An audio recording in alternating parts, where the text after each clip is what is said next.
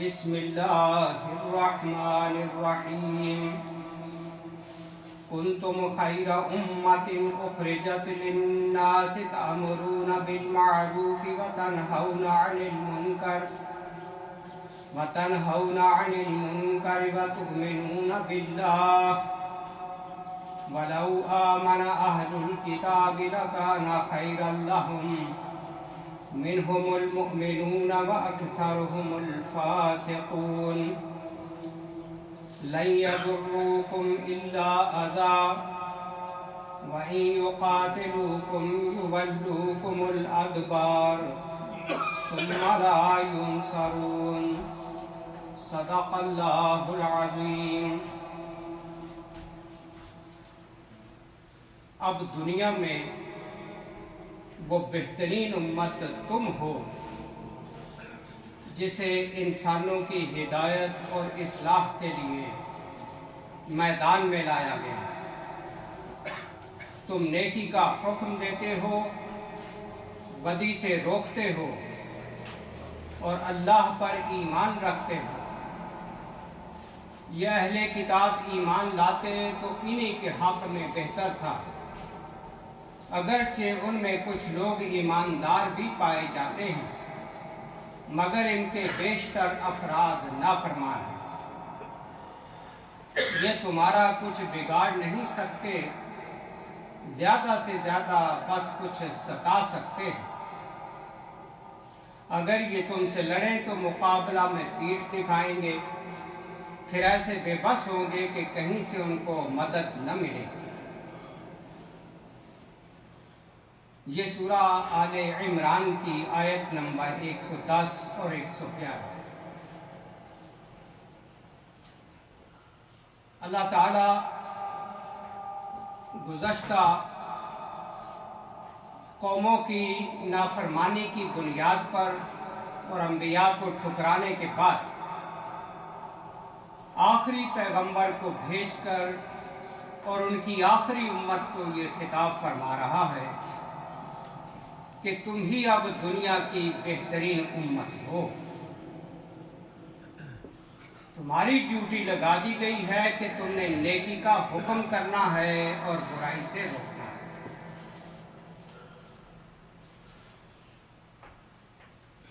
اس کا مطلب یہ ہے کہ کنتم مکتوبین فی اللوح المحفوظ خیر امت اخرجت للناس، یعنی لوح محفوظ میں پہلے سے ہی تمہارا یہ لکھ دیا گیا تھا کہ تم بہترین امت ہو اور لوگوں کے لیے تمہیں برپا کیا جائے گا۔ یعنی اخرجکم اللہ تعالی لاجل الناس، لوگوں کے لیے اللہ تعالیٰ نے تمہیں پیدا کیا ہے۔ تأمرون بالمعروف لکہ تأمروا بالطاعہ، کہ لوگوں کو اللہ کی فرمانبرداری کا حکم دو، وَتَنْهَوْا عَنِ الْمُنْكَرِ، اور برائیوں سے ان کو روکو، تَمْنَعُونَ أَهْلَ الْمَعَاصِي مِنَ الْمَعْصِيَّةِ، جو اللہ کے نافرمان ہیں ان کو نافرمانیوں سے روکو۔ فَالْمَعْرُوفُ مَا كَانَ مُوَافِقًا لِلْكِتَابِ وَالْعَقْلِ، معروف کا لفظ بولا گیا ہے کہ معروف کا حکم کرو۔ معروف وہ ہے جو اللہ کی کتاب کے موافق ہو اور عقل کے موافق ہو۔ والمنکر ما کان مخالفا للکتاب والعقل، اور منکر اور برائی وہ ہے جو اللہ کی کتاب کے خلاف ہو اور عقل کے بھی خلاف ہو۔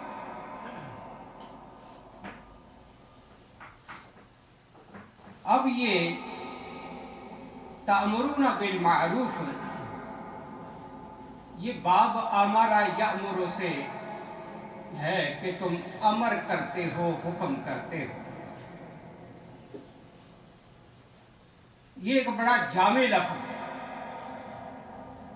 عام مسلمان کو بھی یہ حکم ہے کہ تو نے نیکی کا حکم کرنا ہے جہاں تیرا بس چلتا ہے،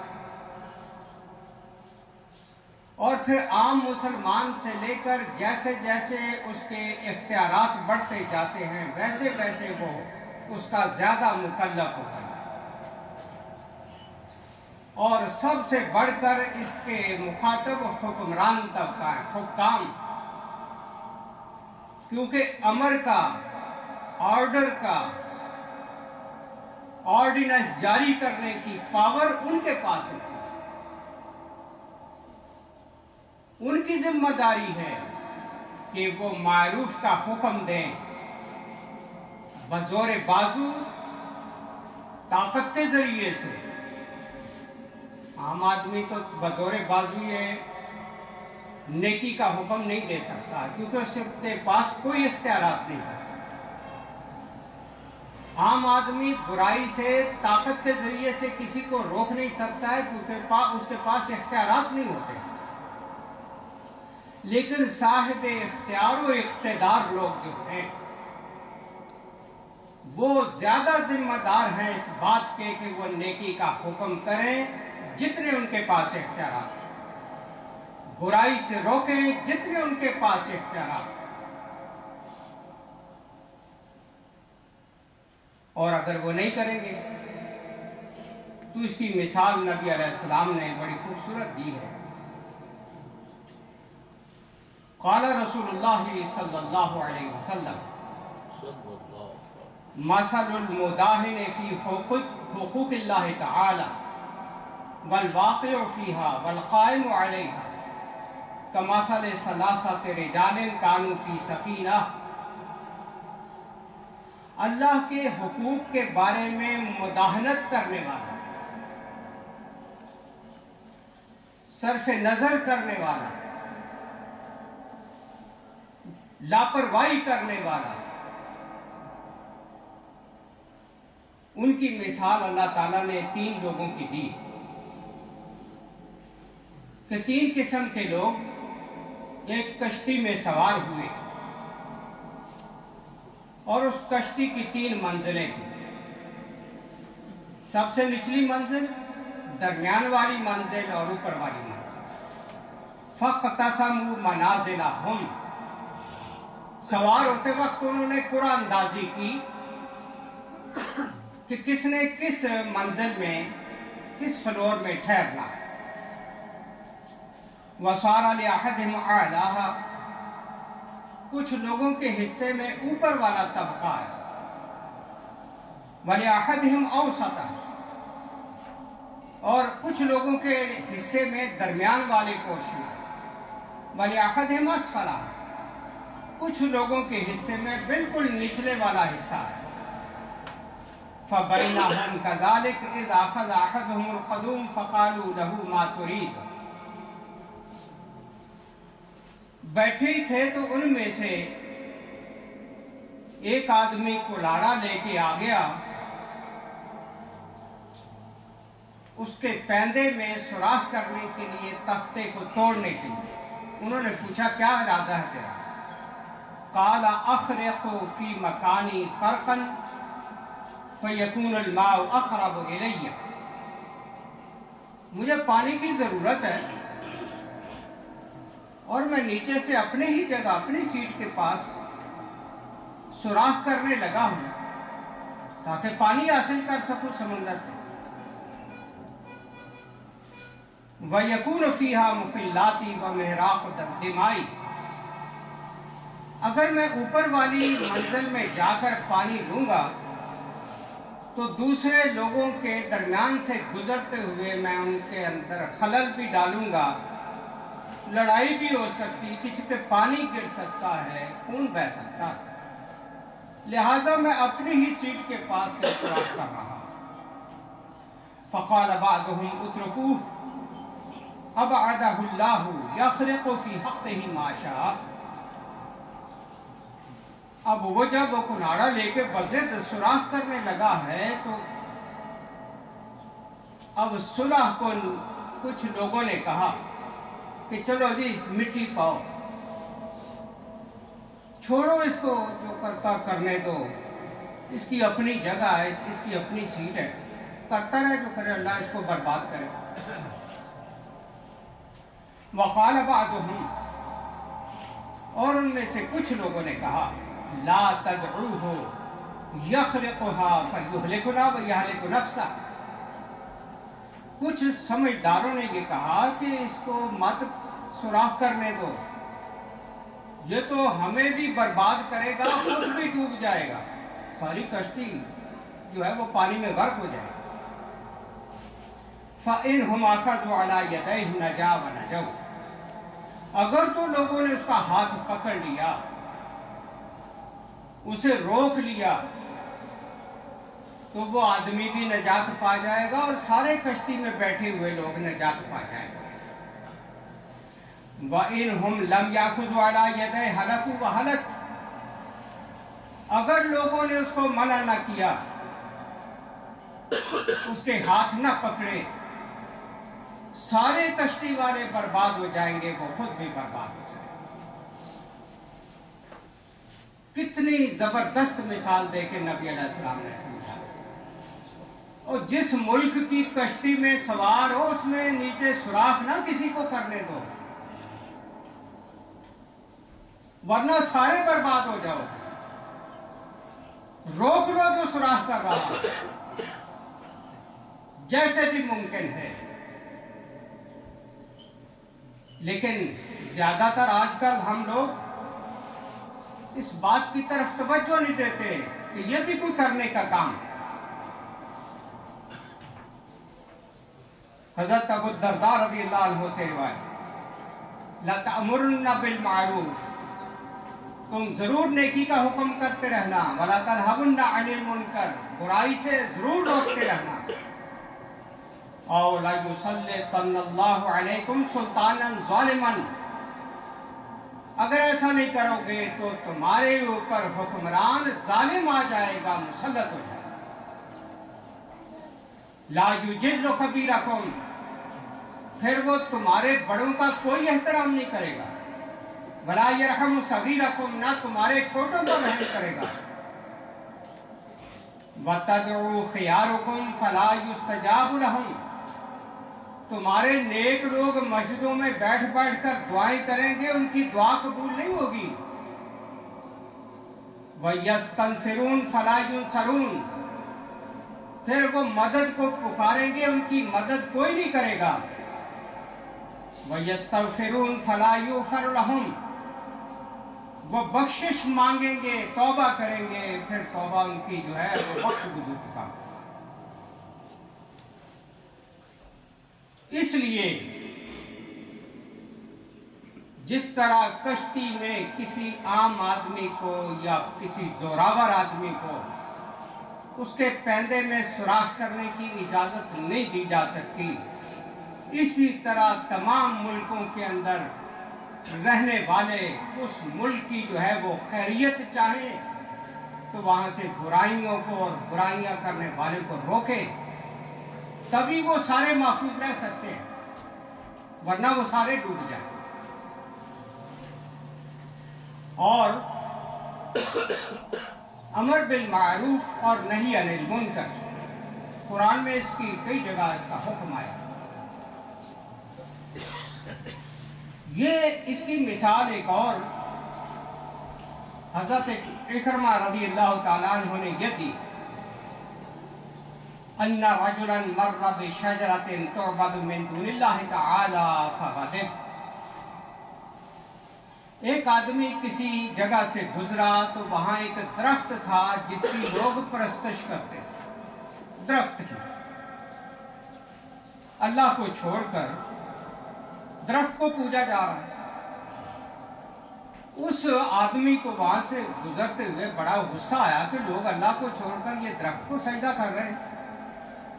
وقال هذه الشجرة تعبد من دون الله ثم إنه أخذ فأسه وركب حماره، اس کو جب یہ شرک ہوتا ہوا نظر آیا تو اس سے برداشت نہ ہوا، گھر جا کے اس نے کلاڑا لیا، گدھے پہ سوار ہوا، ثم توجہ نحو الشجرة لیقطعها، درخت کی طرف چل پڑا کہ میں نے اس کو جڑ سے اکھاڑ دینا ہے جس کی لوگ سجدے کر رہے ہیں، پوجا کر رہے ہیں۔ فلقيه ابلیس علیہ اللعنہ فی الطریق علی صورت شیطان، راستے میں ابلیس اور شیطان انسانی شکل میں اسے مل گیا۔ فقال له الى أين، پوچھتا ہے تو کدھر جا رہا ہے؟ فقال رأيت شجرة تعبد من دون الله عز وجل، کہنے لگا کہ میں نے فلاں جگہ درخت دیکھا ہے، اس کی لوگ پوجا کر رہے ہیں، سجدے کر رہے ہیں۔ فَعَاتَيْتُ اللَّهَ عَهْدًا أَنْ أَرْكَبَ حِمَارِي وَآخُذَ فَأْسِي، پھر میں نے اللہ سے وہی وعدہ کیا کہ میں اپنے گدھے پر واپس آؤں گا کلاڑا لے کر، اور میں اس کو جڑوں سے کاٹ کے پھینک دوں۔ فقال له ابلیس ما لك ولها دعها ومن يعبدها ابعدهم اللہ تعالی۔ اب ابلیس جو شیطانی شکل میں اس کو ملا ہے، دیکھیے کیسا مشورہ دے رہا ہے۔ کہتا ہے تجھے کیا پڑی ہے، دفع کر اس کو، اور جو اس کی عبادت کر رہے ہیں چھوڑ دے ان کو۔ جیسے کہتے ہیں نا تجھ کو پرائی کیا پڑی، تو اپنی نپیڑ تو۔ شیطان نے اس کو یہی مشورہ، فَأَبْعَدَهُمُ اللَّهُ تعالی، اور کہتا ہے اللہ ان کو برباد کرے، دفع کرنا جاؤ گا۔ فَتَخَاصَمَا وَتَضَارَبَا ثَلَاثَ مَرَّاتٍ، 3 دفعہ ان کا جھگڑا ہوا، آپس میں ایک دوسرے کو مارا۔ فَلَمَّا عَجَزَ ابلیس لعنہ اللہ تعالی وَلَمْ يَرْجِعْ لِقَوْلِهِ قَالَ لَهُ ابلیس لعنہ اللہ، جب ابلیس عاجز آ گیا اس بندے کو روکنے سے کہ یہ تو باز نہیں آتا، اس نے دوسری ترکیب یہ سوچی، ارجع وانا اعطیک کل یوم 4 دراہم، چھوڑ دفع کر، میں تجھے روزانہ 4 درہم دے دیا کروں گا، اور تو اپنا اس سے فائدہ اٹھا۔ فترفع کل یوم طرفۃ فراشک فتاکل، روزانہ تیرے بستر کے نیچے 4 درہم پڑے ہوئے ہوں گے، صبح جب اٹھا کرے گا بستر کو اٹھا کے دیکھے گا تجھے 4 درہم مل جایا کریں گے۔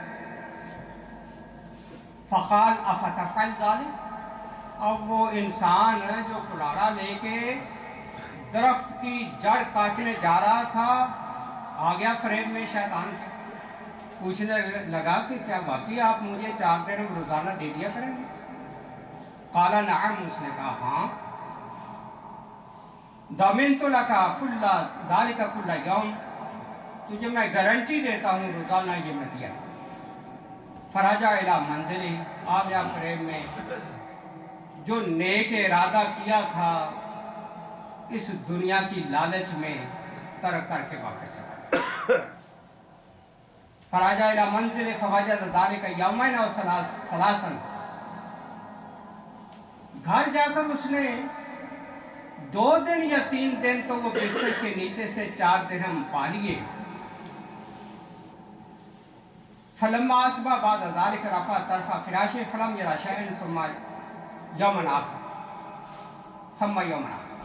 پھر وہاں بستر کے نیچے 2-3 دن کے بعد اس کو کچھ بھی نہ ملا۔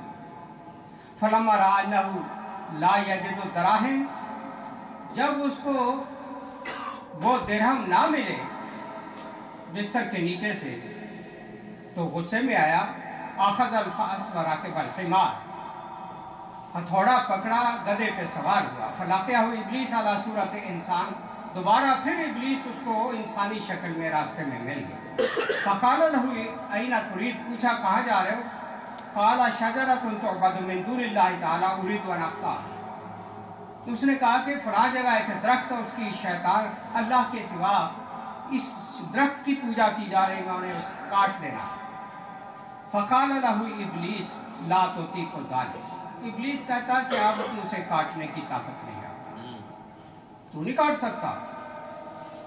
اما اول مرۃ فکان خروجک غضبا للہ تعالی، پہلی بار جب تو نکلا تھا تو صرف اللہ کی خاطر نکلا۔ فلو اجتمع اہل السماوات والارض ما ردوک، اگر سارے زمین و آسمان والے تجھے روکنا چاہتے تو باز نہ آتا، تو کر گزرتا، کیونکہ تو اللہ کی خاطر نکلا۔ وَأَمَّا الْآن لیکن اب فَإِنَّمَا خُرُوجُكَ لِنَفْسِكَ اب تو اپنی ذات کے لیے نکلا حیث لم تجد الدراہم جب تجھے درہم نہیں ملے ہیں تو نکل کھڑا ہوا اس کو کاٹنے کے لیے فَلَا إِن تَقَدَّمْتَ لَنُدِقَّنَّ عُنُقَكَ اگر آگے بڑھا تو تیری گردن توڑ فرجع الی بیتہ وترک الشجرہ واپس چلا گیا گھر میں اور درخت کا وہ معاملہ چھوڑ دیا یہ حضرت اکرمہ نے واقعہ بیان اب اس سے زیادہ کھلی مثال دے کے کیا سمجھایا جا سکتا ہے کہ انسان جب کوئی نیکی کا ارادہ کرتا ہے خدا کی خاطر پھر تو وہ اس کو کر گزرتا ہے کوئی بھی اس کی راہ میں رکاوٹ نہیں بن سکتا لیکن جب نیکی کرتا ہے دنیا کے لالچ کی خاطر پھر وہ نیکی کر نہیں پاتا ہے کر پاتا ہے تو اس کا کوئی اجر و ثواب نہیں ملتا اس کا کوئی نتیجہ نہیں ملتا اس لیے حضرات محترم یہ دو چیزیں مثال کے طور پر پیش کرنے کا مطلب یہ ہے کہ کل پاکستان میں الیکشن ہو رہا ہے آپ سب کو پتہ ہم یہاں بیٹھے ووٹ تو نہیں ڈال سکتے کم از کم دعا تو کر سکتے ہیں ہمارا ملک خدا اس کو سلامت رکھے جو اس کے پیندے میں سوراخ کرنے والے لوگ ہیں خدا ان کے ہاتھ توڑے ان کو برباد کرے اور خداوند عالم ایسے لوگوں کو برسر اقتدار لائے جو اس ملک کی حفاظت کرنے والے ہیں جو اس کی خیر چاہنے والے ہیں جو اس کو لوٹنے والے نہ ہوں جو اس کو برباد کرنے والے نہ ہوں پہلے ہی ان سیاستدانوں نے ہمارا ملک آدھا توڑا ہے آدھا سا رہ گیا اس کے بھی پیچھے پڑے ہوئے ہیں کہ اس کو بھی تباہ و برباد کر دیا جائے اور خود وہاں سے لوٹ کر خزانے باہر انہوں نے اپنے زبردست دولت جمع کر لی ہے پراپرٹیز بنا لی ہیں ہر طرح کی انہوں نے اپنی سیفٹی جو ہے ان ملکوں میں بنا لی اور ملک کو کنگال کر کے رکھ دیا پاکستان کا معاشی طور پر یہ حال کر دیا ہے کہ ہر آدمی وہاں سے بھاگ جانا چاہتا ہے 30-35 ہزار کے قریب سالانہ ڈاکٹر بننے کے بعد ڈاکٹر لوگ ملک چھوڑ کے بھاگ جاتے ہیں کیا پاکستان کی ساری قوم صحت مند ہو گئی ہے جو وہاں ضرورت نہیں ہے ڈاکٹروں کی ساری قوم بیمار ہو کے رہ گئی ہے طرح طرح کی بیماریوں کا ان پہ حملہ ہے اور ہم اپنے پڑھے لکھے تعلیم یافتہ افراد کو باہر دھکیلتے چلے جا رہے ہیں یہ کون سا ملک کے ساتھ اور قوم کے ساتھ خیر خواہی ہے اس لیے میرے دوستو یہ آخری لمحے ہیں کل شام تک تو نتیجہ برآمد ہو جائے گا کہ کیا ہوا خلوص دل کے ساتھ دعا کریں خداوند عالم ہمارے ملک کو صحیح سلامت رکھے جس مقصد کے لیے وہ ملک بنایا گیا تھا اللہ تعالیٰ وہ مقصد پورا کرے کتنا دور لے گئے حکمران اس مقصد سے وہ سبق ہی بلا دیا گیا ہے کہ بنایا کیوں تھا الٹا بحث یہ ہو رہی ہے کہ ضرورت کیا تھی کہ ملک بنا نظریہ پاکستان کیا ہو قائد اعظم نے بھی یہ غلطیاں کی تھی علامہ اقبال نے بھی یہ غلطیاں کی اب اس طرح کی زبانیں کھل رہی ہیں ٹی وی کے اوپر ہمارے پاکستان میں مجھے بڑی افسوس ہوتا ہے کہ جس پلیٹ میں کھا رہے ہو اسی میں پخانا اور پیشاب کر رہے ہو تم جیسا بے شرم اور بے غیرت کر رہے ہو وہ جس پلیٹ میں کھاتے ہو اسی کا یہ حشر کر رہے ہیں اس لیے حضرات ان لوگوں کو تو شرم و حیا ان کی ختم ہو انہوں نے تو یہی کچھ کرنا ہے جو ان کی گھٹی میں پڑ گیا وہ حرام، وہ چھوڑ نہیں سکتے۔ اللہ سے خلوص دل سے دعا کرے خداوند عالم ہمارے ملک کو ہر آفت سے اور ہر ظالم سے اس کو سلامت رکھے اور اتنا اس کو ترقی دے کہ ہم واپس جانے والے بنے۔ ہم پردیسوں میں دھکے ان کی وجہ سے کھا رہے ہیں، ان ظالموں کی وجہ سے۔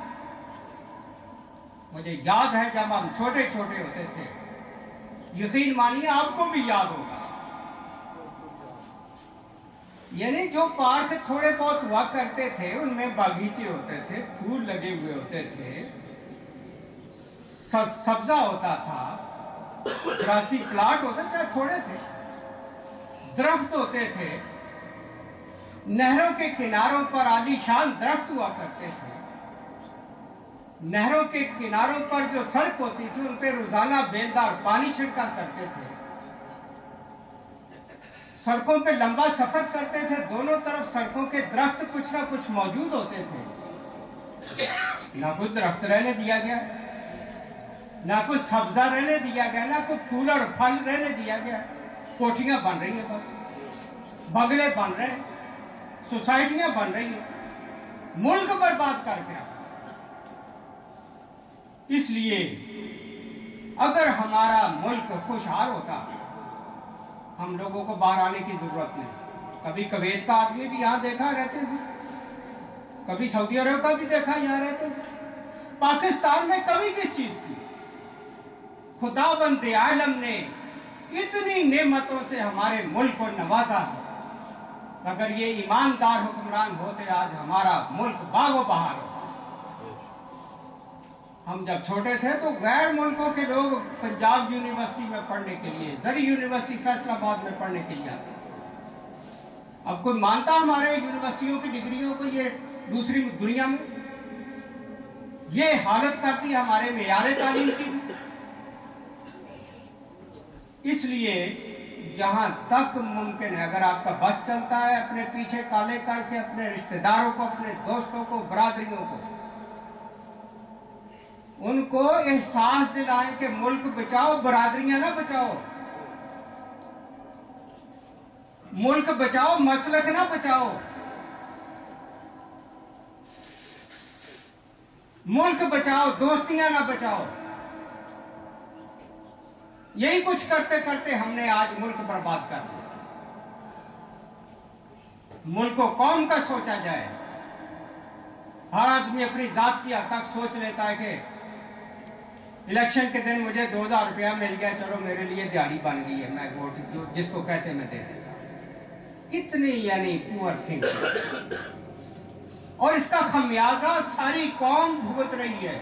پہلے تو یہ ہوتا تھا کہ حکمران اوپر اوپر کھاتے تھے، نیچے دنیا کو پتہ نہیں چلتا تھا۔ اب تو یار وہ اتنا کھا گئے ہیں کہ ہم سب ہی تنگ ہیں۔ گھر گھر کے اندر جب بجلی نہیں، اتنی شدید گرمی کے اندر بجلی نہ ہو، مزدور رات کو سو نہیں سکتا کہ صبح مزدوری پہ جا سکے، طالب علم رات کو سو نہیں سکتے کہ صبح اسکول جا سکے، چھوٹے چھوٹے بچے نہیں سو سکتے۔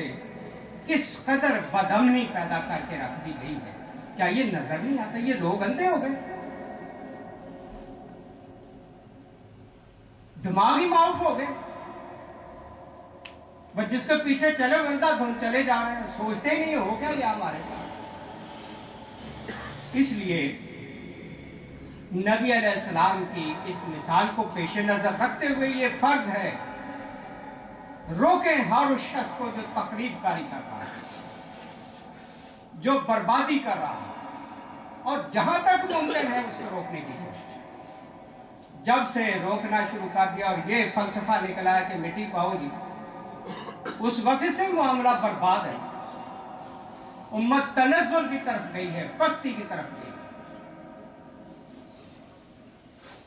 عجیب معاملہ، یعنی تمہاری ماں کے ساتھ اگر کوئی برائی کر رہا تو کہو مٹی پاؤ، یہ کون سا فلسفہ ہے؟ اس لیے حق بات جو ہے، اللہ پاک قرآن پاک میں فرماتا ہے تعاونوا علی البر والتقوی ولا تعاونوا علی الاثم والعدوان، نیکی اور تقوی کا ساتھ دو کافریوں کا، لانتیوں کا، ڈاکوؤں کا، چوروں کا ساتھ دو۔ بھلا تعاون والا الاسم والعدوان، گناہ کے اور ظلم کے کاموں کا ساتھ مت دو، اور اس کا قیامت کے دن حساب دینا پڑے گا۔ ووٹ کوئی معمولی چیز ہوتی؟ ہم نے تماشا بنایا ہوا۔ ووٹ وہی ہے جو کربلا کے میدان میں امام حسین کے ساتھ جو تھے